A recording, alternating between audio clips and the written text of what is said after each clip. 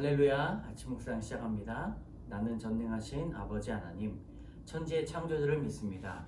나는 그의 유일하신 아들 우리 주 예수 그리스도를 믿습니다.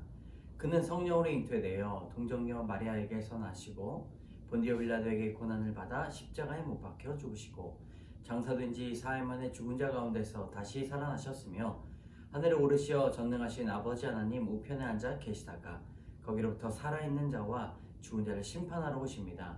나는 성령을 믿으며 거룩한 공교회와 성도의 교제와 죄를 용서받는 것과 몸의 부활과 영생을 믿습니다.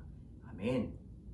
우리 찬송가 324장 예수 나를 오라 하네 함께 찬양하겠습니다. 1절 찬양하겠습니다.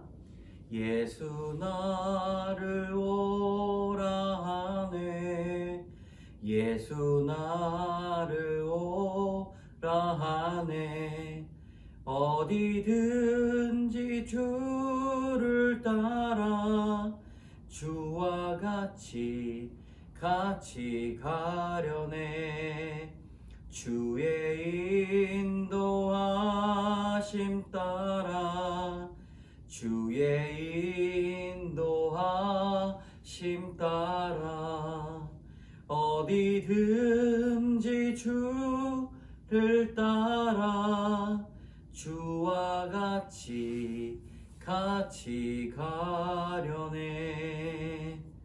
아멘. 출애굽기 5장 22절에서 6장 13절까지의 말씀, 우리 큐티 본문의 말씀, 출애굽기 5장 22절에서 6장 13절까지의 말씀을 같이 한 목소리로 읽겠습니다. 모세가 여호와께 어찌하여 아뢰되 주여 어찌하여 이 백성이 학대를 당하게 하셨나이까?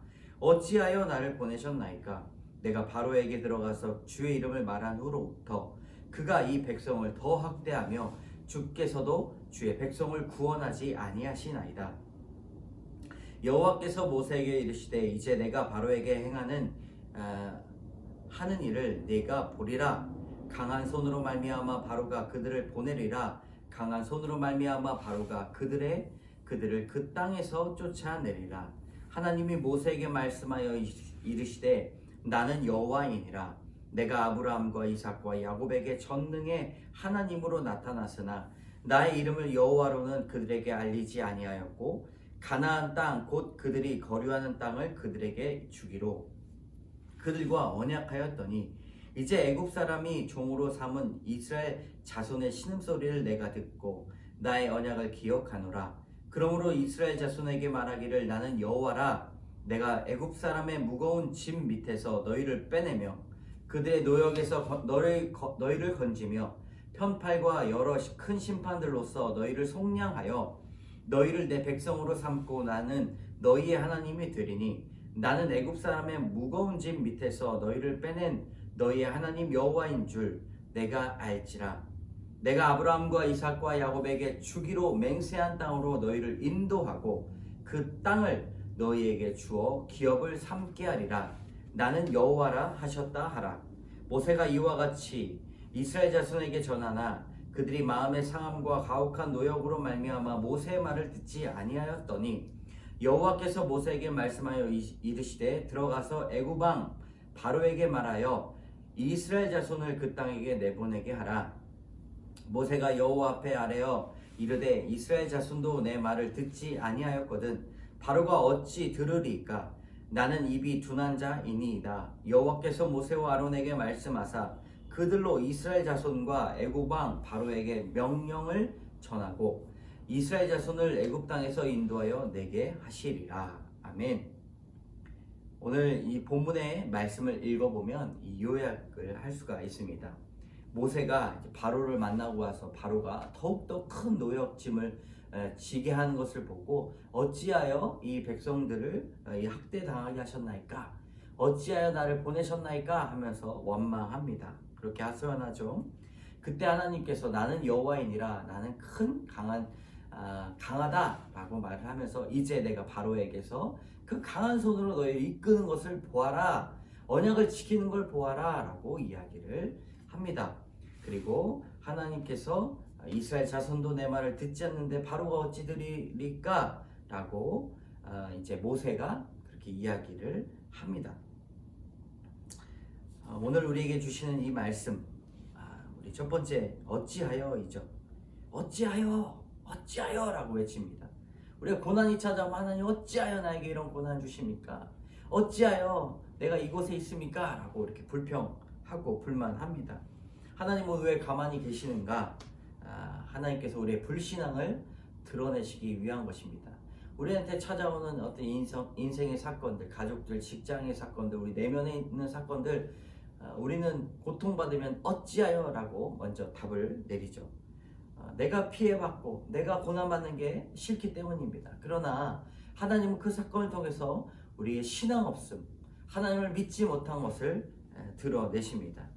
하나님이 침묵하셨을 때 우리는 그 침묵만을 견디면서 오직 우리 인생의 한 가지의 가능성, 바로 하나님만 남겨두시고자 하시는 것입니다. 여러분, 우리도 오늘 우리에게 찾아온 사건을 통해 하나님께 원망하지 않습니까? 하나님 어찌하여 나를 이곳에 보내셨습니까? 어찌하여 내가 이런 고난을 받습니까? 라고 여러분 혹시라도 그런 원망과 하소연이 있다면 하나님 앞에 말씀을 순종하고 또 하나님의 뜻에 달려있음을 여러분 꼭 기억하시기 바랍니다. 적용해 봅시다. 여러분 질문 한번 해봅시다. 하나님의 말씀대로 순종했는데 오히려 고난이 가중되어 지금 어찌하여 라고 외치는 일이 많지는 않습니까? 여러분 저도 마찬가지였습니다. 교회 잘 다니고 하나님 말씀 듣고 하나님 말씀을 안다고 했지만 하나님께서 나의 가능성이 되신다는 것은 잘 몰랐습니다. 그래서 문제가 찾아오면 어찌하여 내가 이런 고난이 있습니까? 왜 내 마음을 아프게 하십니까? 왜 상황이 되지 않습니까? 기도해도 들어주시지 않습니까? 라고 그렇게 외칠 때가 있었던 것이죠. 여러분 우리에게 단 한 가지의 가능성, 우리에게 정답이 되시는, 우리 인생의 정답이 되시는 분은 하나님 한 분밖에 계시지 않음을 다시 한번 상고하시기 바랍니다. 세 번째 단락, 듣지 아니하였더라. 모세가 하나님의 구원의 약속을 이스라엘 백성들에게 전했지만 그들이 듣지 않았다라고 이야기를 합니다. 잠깐의 고난 때문에 기쁨이 좌절이 되고 소망이 원망이 되고 믿음이 불신이 되고 순종이 거역이 되는 너무나 많은 사건들이 많이 있죠. 예수님을 잘 믿어도 우리에게 찾아오는 고난이 딱 있으면은 하나님을 떠납니다. 하나님 계시지 않구나 라고 이야기하고 불순종합니다. 여러분 이것은 하나님께서 성경을 통해 말씀하신 신앙과는 거리가 멉니다. 그럴 때 하나님 앞에 회개하고 감사로 전해 들어야 되는 것이죠. 백성의 좌절 그 앞에 모세가 나는 입이 둔한 자입니다 라고 낙심하고 탄식합니다. 자신이 무언가를 이야기하면 될 줄 알았던 것이죠. 하나님이 그렇다라고 가르쳐 주셨다라고 이야기했기 때문입니다. 그러나 우리는 결코 하나님이 되지 못합니다. 하나님의 말씀은 불가능해 보이는 현실에서도 생명을 살리고 구원을 이루시는 그 능력이 있다는 것을 우리는 잊지 말아야 합니다. 생명을 살리고 구원을 이루시는 그 능력, 여러분 그것은 변하지 않는다는 것이죠. 우리는 나는 할 수 없지만 하나님이 이루신다라고 하는 그 믿음의 고백을 해야 될 것입니다. 여러분 우리는 할 수 없지만, 나는 할 수 없지만 하나님께서 이루고 계시고 이미 승리하셨다라는 사실을 꼭 기억하시기 바랍니다. 오늘 이영기 씨의 묵상 간증 어찌하여 라는 제목인데요. 작년에 코로나19가 한창이던 때 사업에 일감이 줄고 수금이 안 돼 힘들다고 한 집사님을 보면 남의 일 같지 않아 마음이 아팠습니다. 교회 소그룹 리더로 기도하면서 이 시기를 견뎌보자 말하지만 요즘 정말 되는 일 없다고 한숨 쉬는 집사님들 보며 이렇게 애쓰고 기도해도 사정이 나아지지 않는데 과연 이게 믿음과 무슨 상관이 있을까? 라고 어찌하여를 외치게 되었습니다. 심지어 하나님을 믿는 우리를 세상에서 진정 망하게 하시려고 하시는 건가? 라고 회의감마저 들었습니다. 처음 사업을 시작할 때 가진 것이 거의 없기에 고객과 직원을 겸손히 대했습니다. 그리고 힘들 때마다 하나님의 말씀을 붙들고 간절히 기도했습니다. 신생회사라 설령 망하더라도 조금 이상할 일이 없고 지금 내가 잘 되는 것은 오직 은혜로 주님이 도움의 손길을 허락해 주시기 때문이라고 믿고 감사했습니다. 하지만 회사가 조금씩 성장하며 자리를 잡아가니 어느새 이 모든 것이 내 능력으로 이루었다고 착각했습니다. 그러면서 어떻게 하면 회사를 안정적으로 유지할 수 있을까 하며 모든 관심을 회사 매출에 두었습니다. 그런데 마냥 잘 나갈 것만 같았던 사업이 삐걱거렸습니다. 믿었던 직원들이 퇴사하여 차린 회사가 경쟁업체가 되면서 매출이 감소했습니다. 설상가상 인건비, 자재비 다 올라서 수익이 악화되고 해외 수출에도 차질이 생겼습니다. 그런데 이 소그룹 리더 모임에서 상황을 나누자 담당 목사님은 하나님이 여호와이심을 알게 하려고 이런 환경을 주신 것이니 하나님이 집사님을 가장 선하게 인도해 주실 걸 믿고 가면 좋겠어요 라고 권면해 주셨습니다. 그 말씀을 들으니 그동안 하나님보다 물질을 더 사랑하며 교만하고 이기적으로 살아온 모습을 보았습니다. 그리고 고난을 허락하신 것을 인정하게 되었습니다. 그러자 저처럼 눈앞에 암담한 현실에 압도되어 어찌하여를 외치고 있는 분들 보면 저절로 체울이 되고 위로의 말이 나왔습니다. 계속되는 경기 악화로 당장 죽을 것 같은 상황 속에서도 날마다 약속의 말씀을 붙들고 여호와를 알아감으로 저와 같이 힘든 분을 위해 기도할 수 있게 해주신 주님 감사합니다. 이분 적용하셨죠? 여러분 우리도 적용을 한번 발견해 봅시다. 주변 사람들의 무거운 마음을 얼굴로 대하지 않고 그들의 장점을 발견해 먼저 칭찬의 말을 건너겠습니다. 힘든 현실에 낙심되고 마음이 힘들 때마다 교회 공동체에 나누며 여호와 하나님의 인도하심을 받겠습니다.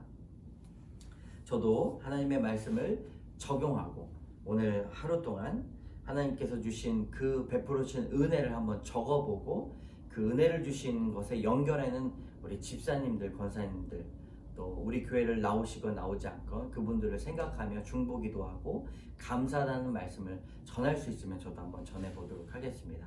어찌하여 외치지 않고 하나님 감사합니다. 이 고난을 주셔서 감사합니다. 라고 기도하시는 여러분 되시기를 바랍니다. 기도하겠습니다. 말씀대로 순종해도 당장 달라지지 않는 눈앞의 현실에 압도되어 마음이 상해 어찌하여를 외치는 저희를 불쌍히 여겨 주시옵소서. 하나님 강한 손과 편팔로 우리의 구원의 역사와 생명을 살려주시고 하나님 우리 가운데 말씀하여 주시옵소서. 모든 말씀 예수님 이름으로 기도드립니다. 아멘.